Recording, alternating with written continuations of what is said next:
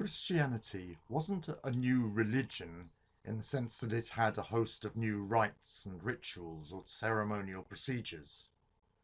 Christianity was something very different, neither a set of religious practices nor a set of philosophical beliefs, but a relationship with God through Jesus, the risen Christ.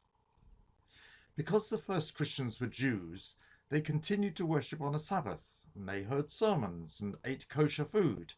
They even frequented the temple, and they brought sacrifices. Paul even made Jewish vows, which included shaving your head and bringing an offering to the temple. Paul also circumcised his Greek convert Timothy so that he could evangelize Jews. This later caused trouble because people thought it meant he taught circumcision as part of salvation. He denied this by pointing out that Titus, who was also a Greek convert of his, wasn't circumcised.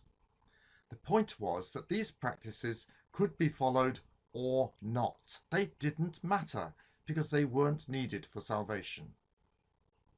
Not surprisingly, some Jewish converts misunderstood and thought that Christianity was merely a form of Judaism.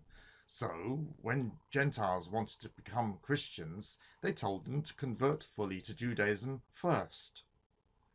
Paul rejected this very firmly. He allowed anyone to follow Jewish religious customs, but he vehemently forbade anyone from requiring Jewish practices, such as eating kosher food or being circumcised. Paul even allowed Gentiles to eat meat that might have been offered to a god, so long as they recognized that that god was nothing. However, some believers thought this was wrong, so he urged people in his churches not to do it if such believers were present. This implies that tolerance wasn't a militant stance of people standing on their rights, but an attitude of harmony wherever possible. Tolerance today can be very different, sometimes like that of the Romans. Roman society expected everyone to be tolerant of all religions by actually worshipping all their gods. Romans made friends and business partners by eating meals in each other's temples, and a wife was required to add her husband's gods to those that her family already worshipped. Roman tolerance meant that everyone had to join in with worship. Christian tolerance meant that no one should be forced to do this.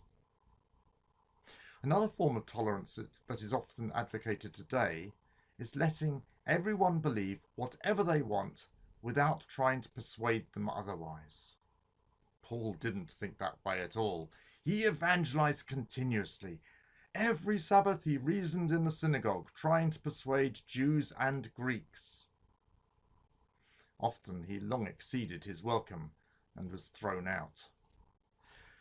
Unfortunately, Christianity soon did become intolerant.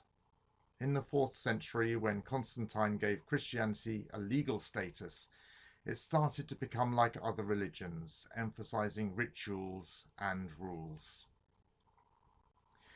Today, some converts live in Islamic or Hindu cultures where conversion is illegal or sometimes dangerous.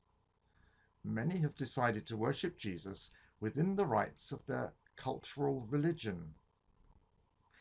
It will be interesting to see what such believers do if their society eventually becomes tolerant enough for them to worship openly as Christians. Will they decide to keep praying to Jesus 5 times a day in Arabic, kneeling with foreheads to the ground and facing Jerusalem?